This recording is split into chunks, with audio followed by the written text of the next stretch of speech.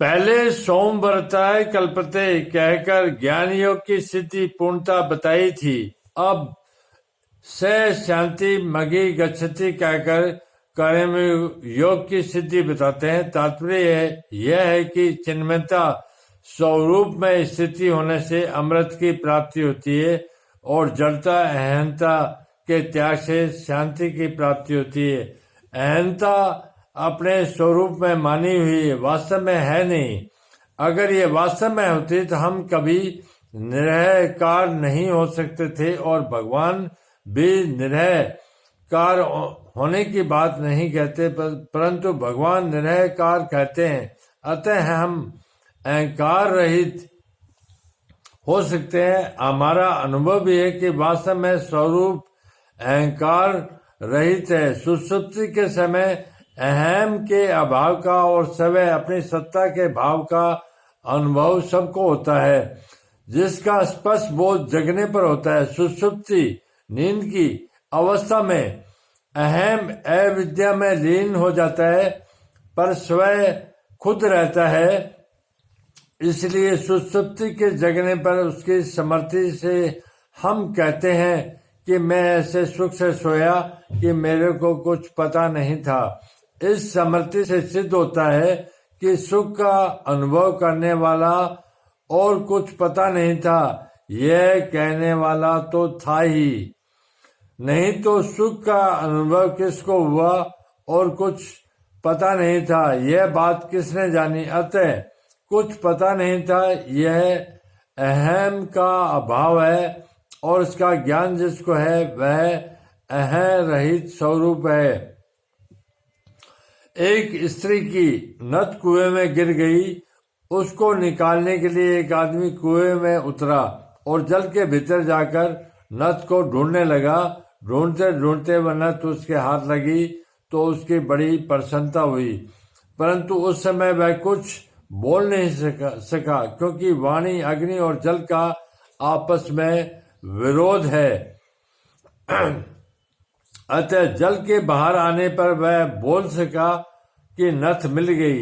ऐसे ही सुषुप्ति में अहम के लीन होने पर मनुष्य सुख का तो अनुभव करता है, पर उसको व्यक्त नहीं कर सकता क्योंकि बोलने का साधन नहीं रहा।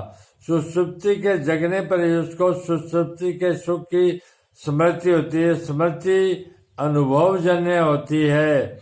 अनुभवजन्यम ज्ञानम स्मृति। इस प्रकार सुषुप्ति के में अहम के अभाव का अनुभव सबको होता है, पर अपने अभाव का अनुभव किसी को कभी नहीं होता।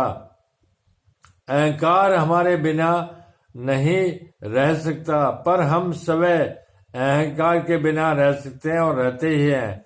हमारा समय स्वरूप जिनमें सत्ता मात्र है। इस नित्य सत्ता को किसी की अपेक्षा नहीं है, पर सत्ता अपेक्षा सबको है। अगर हम अहम से अलग न होते, अहंकार रूप होते, तो सुषुप्ति में अहंकार के लीन होने पर हम भी नहीं रहते। अतः अहंकार के बिना भी हमारा होनापन सिद्ध होता है।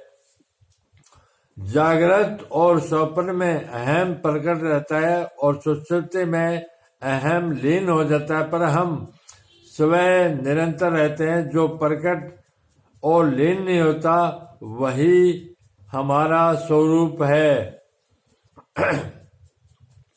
कामना का त्याग होने पर भी शरीर निर्वाह मात्र के लिए कुछ न कुछ वस्तु, व्यक्ति, पदार्थ आदि की आवश्यकता रह जाती है, जिसको स्पृहा कहते हैं। स्थित प्रज्ञ महापुरुष में शरीर निर्वाह मात्र की आवश्यकता तो कहना ही क्या, शरीर की भी आवश्यकता नहीं रहती, कारण कि शरीर की आवश्यकता ही मनुष्यों को पराधीन बनाती है। आवश्यकता तभी पैदा होती है जब मनुष्य उस वस्तु को स्वीकार कर लेता है जो अपनी नहीं है। कर्म योगी किसी भी वस्तु को अपनी और अपने लिए नहीं मानता, प्रत्युत संसार की और संसार के लिए ही मानता है। इसलिए उसको किसी भी वस्तु की आवश्यकता नहीं रहती। कामना और स्पृहा दोनों का त्याग करने का तात्पर्य है कि वस्तुओं की कामना भी न हो और निर्वाह मात्र की कामना, शरीर की आवश्यकता भी न हो। कारण कि निर्वाह मात्र की कामना भी सुख भोग ही है। इतना ही नहीं, शांति, मुक्ति, तत्व ज्ञान आदि को प्राप्त करने की इच्छा भी कामना है। अतः निष्काम भाव में मुक्ति तक की कामना भी नहीं होती। इस श्लोक में अपरा प्रकृति का निषेध है।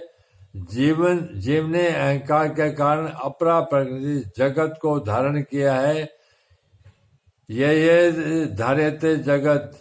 अतः निरहकार होने पर अपरा प्रकृति का निषेध संबंध विच्छेद हो जाता है और जीव जन्म मरण रूप बंधन से मुक्त हो जाता है। सबका त्याग होने पर ही भी अहंकार शेष रह जाता है, पर अहंकार का त्याग होने पर सबका त्याग हो जाता है।